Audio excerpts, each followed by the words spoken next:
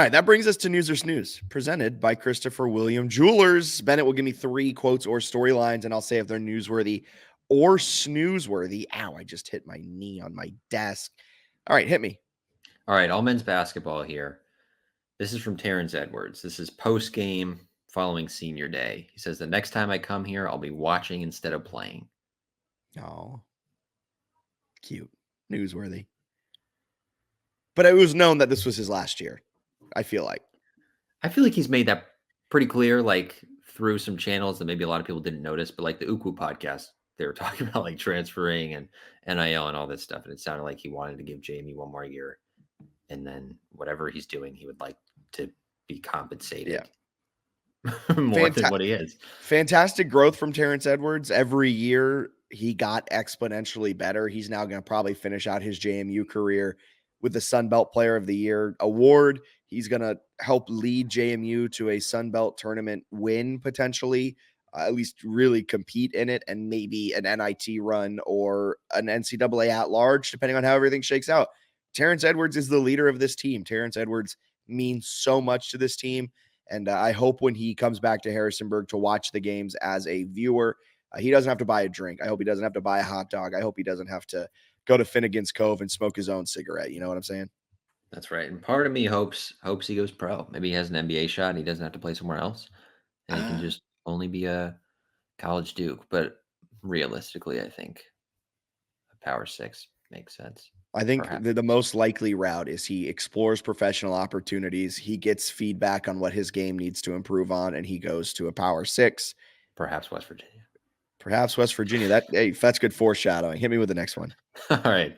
From this, let's do a Mark Byington quote, and then we'll get to our doozy of a news or snooze. Okay, this is Mark Byington talking about Georgia Southern. He says, if you look at their record and say, all right, you're supposed to do something more than that being a 7-point win, you're going to diminish how well they played. Newsworthy. I think it is worth noting that Georgia Southern did play an exceptionally good game, and Georgia Southern, for some reason, is one of the best offenses in the Sun Belt in Sun Belt play. They're 0-13 against teams not in the Sun Belt. They're 5-7, 5-8 against teams that are in the Sun Belt. It doesn't make sense. I kind of wish, and I know they had the Sun Belt MAC challenge, I kind of wish there were more ways for college basketball to work in like January, February non-conference games. And I know that's hard logistically because you're trying to play all your conference games, but it feels like there's a handful of Sun Belt teams that are playing significantly better basketball now than they were in November, that if they played like a random out of conference team. Like Arkansas State looks very good right now, and to start the season, they were kind of horrendous. Yeah, I agree.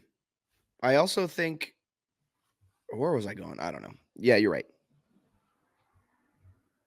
You ready for the doozy? I'm ready for this one. This was the one we foreshadowed. Hit me. Okay, we got some rumors, and one of these, I don't know the link, but one of these was basically a Trilly Donovan, I don't want to say knockoff, but kind of a knockoff. Not as good as Trilly Donovan, but had some like college basketball rumors and scoops.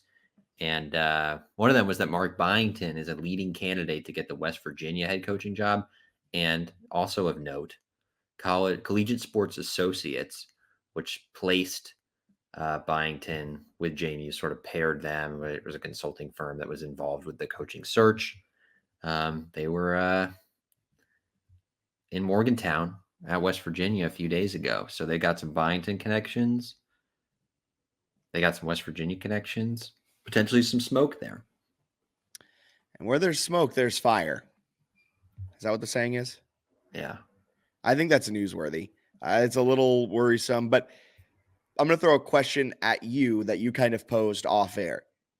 Would West Virginia fans be happy with that hire, specifically if JMU doesn't win the Sun Belt tournament and is just an NIT team? Not that sexy on paper. Especially in the Big 12. We know how good Mark Byington is as a coach. He took a dumpster fire team and turned them into what they are now. But on paper, do you think West Virginia fans would be happy going from potentially racist Bob Huggins to Mark Byington? Well, it's also just a tough well, there's probably allegedly a tough spot in terms of just like the conference and the coaches if you're West Virginia, like Bill Self, Kelvin Sampson, like some of these programs and coaches are TJ nuts. Otzelberger. Yeah, so it's like if you're not coming out there with a brand name, I wonder how they would respond. But interesting, because I do think Byington at some point here is due for a real strong Power 6 look. My take is I don't think he gets poached away if they don't win an NCAA tournament game. I think that's fair because he still hasn't actually taken any team to the NIT or NCAA tournament, which isn't really a fault of his own because he's done a lot with the teams that he's coached. But if you're trying to get a Power 6 job, I feel like you need some of that to like get the fan base and everybody stoked. Yeah. Do you want to hear his buyout if he does leave? Yes. This is hot off the presses. A buyout in Mark Byington's contract is sitting at $500,000 if he goes to an ACC, Big 10, Big 12, Big East, Pac-12, SEC, or American Athletic Conference school. It's $400,000 for any of the other conferences. Not bad because it's close to like a 1-year salary, isn't it? His 1-year salary is, why can't I find it?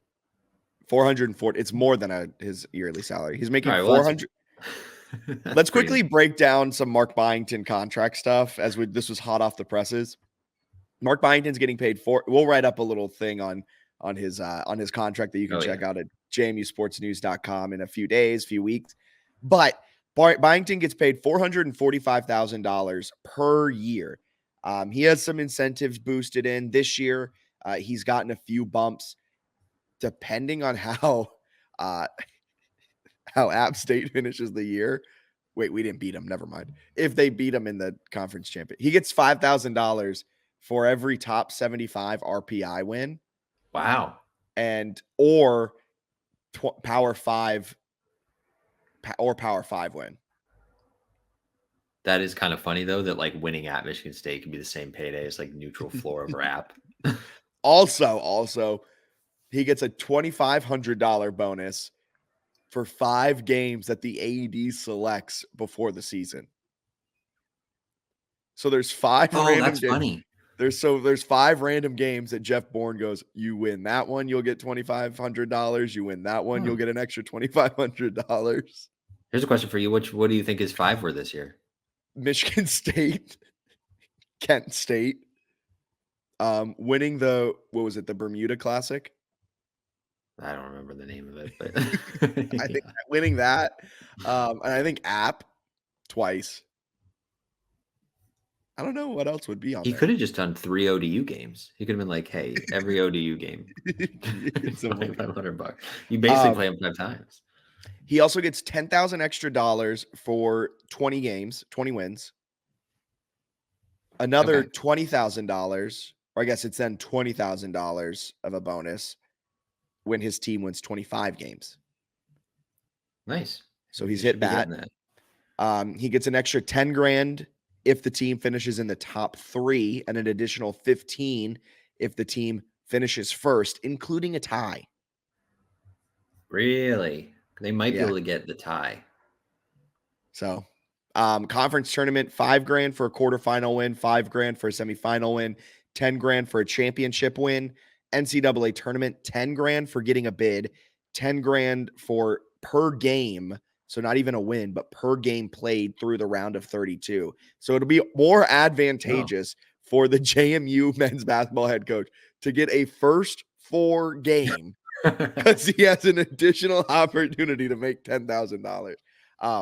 $50K for participating in the Sweet 16, another $50K for participating in the Elite 8, another $75,000 for making it to the Final Four, $75,000 for making it to the championship game, and $100,000 for winning the championship. That was, I hate that little NCAA tournament thing. Remember when JMU was like the play-in 16? I guess that was before our time, but I remember First 4 when they played LIU Brooklyn, a school that no longer exists. They were, I remember early when I was on campus, there'd be people like in the athletic department. They're like, yeah, recent NCAA tournament win. It's like, all right, sure.